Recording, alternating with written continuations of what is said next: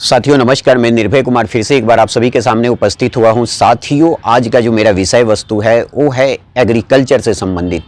आप कृषि से कैसे जुड़कर बेहतर व्यवसाय आप कर सकते हैं। कृषि अब वो छोटा व्यवसाय नहीं रह गया। अब जिसे आप पहले हम सिर्फ घर के राशन के लिए जो कृषि करते थे, अब वहाँ तक सीमित नहीं रहा। अब कृषि एक बहुत बड़ा उद्योग हो चुका है।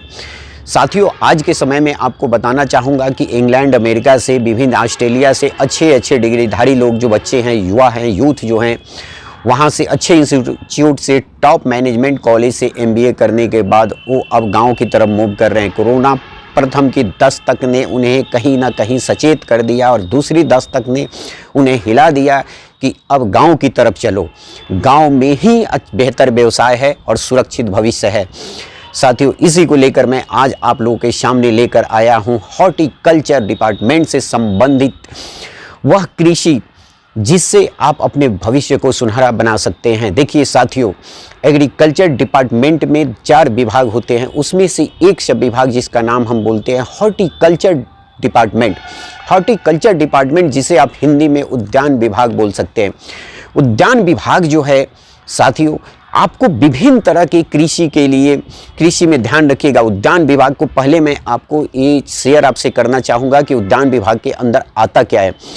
फलदार पेड़, आप ध्यान रखिएगा, जो सिर्फ जिस पेड़ में सिर्फ फल लगते हैं वो फलदार पेड़ आता है उद्यान विभाग में, जिसको प्रमोट करने के लिए केंद्र और राज्य सरकार अपनी खजाने को खोल दी है।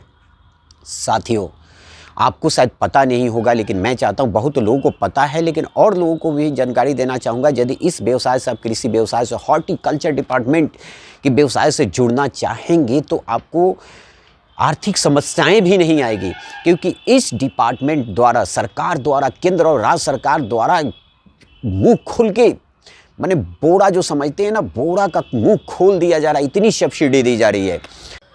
साथियों, जो आज हम आपके सामने वही विषय लेकर आए हैं, जो विषय वस्तु है हॉर्टिकल्चर डिपार्टमेंट के साथ कैसे आप जुड़ेंगे और कृषि विभाग के अंतर्गत कार्यरत उद्यान विभाग के साथ जुड़कर आप अपने भविष्य को सुनहरा कैसे बना सकते हैं। देखिए साथियों, आज आपको हम बताने जा रहे हैं, जो विषय का नाम है, आप नोट कर लीजिए, बहुत ही आपके फ़ायदे का है ये। अगर आप इसको एक लैब ही नहीं उद्योग समझ सकते हो, इसका नाम है क्या, tissue culture lab. Tissue culture lab की खेती करना है तो केला के जो पौधा है उसको कैसे उसको तैयारी किया जाएगा, उस लैब में कैसे रिसर्च है, जो सब हम अगले आपको एपिसोड में बताएंगे। सिर्फ आज हम आपको व्यवसाय से संबंधित और उसके फ़ायदे से संबंधित हम आपको चर्चा करने आए हैं। बाकी जो उसके तकनीकी जो ज्ञान है हम अगले एपिसोड में आपको देंगे। आज आपको सिर्फ ये बताने आए हैं, यदि आपके पास लैंड अच्छा है, आपके पास माइंड मेकअप कर चुके हैं कि आप कृषि के क्षेत्र में बेहतर व्यवसाय कर सकते हैं, तो आप रुकिए नहीं, तैयारी आज ही कर लीजिए।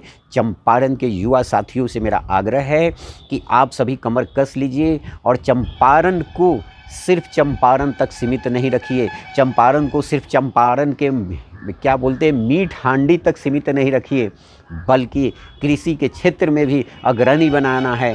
तो इसलिए आइए एक छोटा सा हम आपको एग्जाम्पल आपको शेयर, उद्योग है, उस उद्योग का नाम है आपको tissue culture lab. Tissue culture lab के लिए आप लोग को तैयारी करना है, जिसमें आपको 1 करोड़ तक का सब्सिडी मिल रहा है। यानी अगर अंदाज़तः आपको हम ये बता रहे हैं कि अगर 1 करोड़ रुपये का आप टिश्यू कल्चर लैब, ये ताइवान की एक विधि है, अगर इसकी आप स्थापना करते हैं तो 50 लाख रुपया आपको इस पे सब्सिडी मिलेगा। यानी समझ रहे हैं, 50 लाख की छूट है।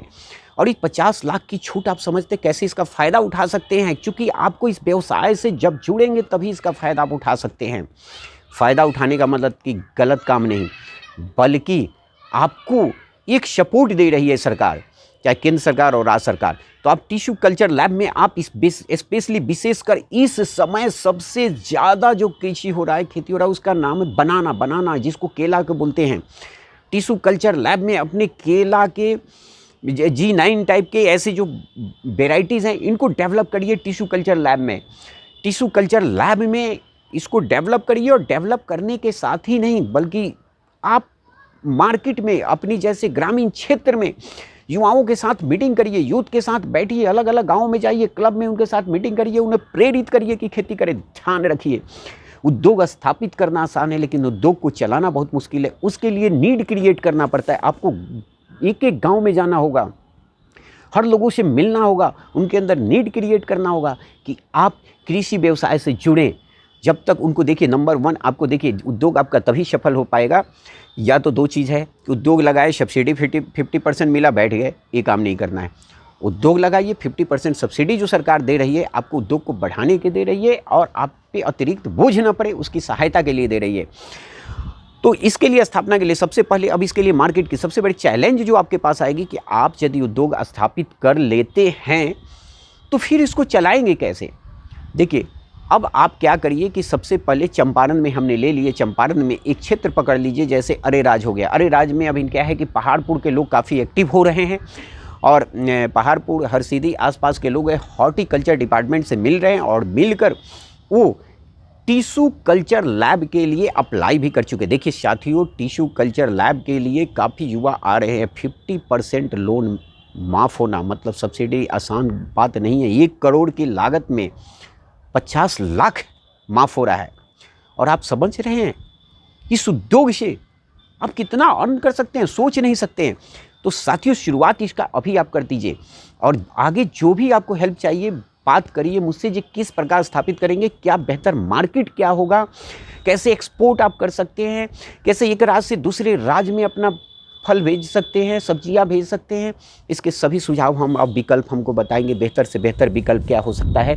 साथियों, पहले आप इस टिश्यू कल्चर लैब स्थापना करने के लिए सोचिए और इसके लिए मार्केट कैसे किसान को प्रेरित करना है, किस प्रकार किसान कनेक्ट होंगे, ध्यान रखिएगा। किसान को इसी में एक छोटा सा एग्जांपल दे रहा हूँ कि अगर यदि आप किसानी करना चाहते हैं और चाहते हैं एग्रीकल्चर विभाग से जुड़कर आप बेहतर अपने किसान को, खेती को एक बड़े व्यवसाय के रूप में स्थापित करना, तो सिर्फ यदि केला का व्यवसाय करते हैं, अगर पपीता का व्यवसाय करते हैं, पपीता पे 75% की सब्सिडी है, यानी पपीता के जो भी पौधा सरकारी, ध्यान रखिएगा सब्सिडी इस सब चीज़ पे आसानी से तभी आपको मिल पाएगा जब सरकारी विभाग सरकार के द्वारा निर्धारित उनके सेंटर से सरकार द्वारा जो इसके पौधे जो तैयार किए जाते हैं, अगर वो खरीदारी आप करते हैं तो पपीता पर 75% सब्सिडी है। यानी हम अभी बाकी बहुत कुछ है जो आपसे डिस्कस करेंगे, अभी एक समरी डिस्कस कर रहे हैं ताकि आपके दिमाग में बैठ जाए। यदि मानिए कि आपने 50,000 के पौधा खरीदा तो उसका 75% पपीता के पौधे का आपको सब्सिडी मिल जाएगा। तो यानी मतलब कि आपका इन्वेस्टमेंट क्या हुआ आप सोचिए। इसके बाद विभिन्न चीज़ों पर क्या क्या सब्सिडी है हम सब अगले एपिसोड में लेकर आएंगे। पहले हम सिर्फ इसलिए विकल्प में छोटे छोटे पॉइंट इसलिए बता रहे हैं ताकि आप देखिए आपको बेनिफिट क्या है एग्रीकल्चर डिपार्टमेंट में, उद्यान विभाग में। और हमारे चंपारण के जो उद्यान विभाग के बहुत ही तेज़ तर्रार और लोगों के साथ मिलकर कार्य करने वाले एक अच्छे सहायक निदेशक हैं जिनसे आप जाकर मिल सकते हैं, वो आपको पूरा हेल्प करेंगे। तो हम चाहते हैं, मेरा यही आप लोगों से निवेदन है कि सबसे पहले टिश्यू कल्चर लैब की तैयारी कर लीजिए। कहाँ आप स्थापित करेंगे, कैसे होगा, आप आकर उनसे मिलिए, उद्यान विभाग के असिस्टेंट डायरेक्टर से मिलिए, उनसे समझिए और इस व्यवसाय को करने के लिए तैयार हो जाइए। 50% आपको सब्सिडी मिलने वाला है। सोच लीजिए, आप एक उद्योगपति बन सकते हैं, एग्रीकल्चर की दुनिया के बादशाह बन सकते हैं। तो तैयारी आज ही कर लीजिए साथियों। धन्यवाद, नमस्कार। फिर मिलते हैं अगले एपिसोड में। खेती के किस किस पौधे पर कैसा सब्सिडी है सभी लेकर हम अगले बार आएंगे। किस तरह मार्केट बनाएंगे, कैसे दूसरे मार्केट में पकड़ बनाएंगे। मेरे चंपारण के साथियों तैयार हो जाओ, क्योंकि उत्तर प्रदेश में मैंने देखा वो लोग जो 4 साल 5 साल पहले उनके 10,000 रुपये की सैलरी उनके पास नहीं थी, आज वो सभी करोड़पति बन के बैठ गए हैं सिर्फ केला के व्यवसाय से। वो केला के व्यवसाय मामूली डेली उनका प्रतिदिन उनके खेत से 20-20 ट्रक रवाना हो रहे हैं। ये कैसे हो रहा है? सिर्फ उन्हीं की खेती नहीं है बल्कि आजू बाजू सभी लोगों को खेती के लिए प्रमोट करते हैं। सभी लोग किसान खेती करते हैं, सभी का वो माल खुद खरीद लेते हैं फल और खुद वो एक्सपोर्ट करते हैं। तो साथियों, एक से कुछ नहीं होता, अनगिनत हाथ को आपके साथ होना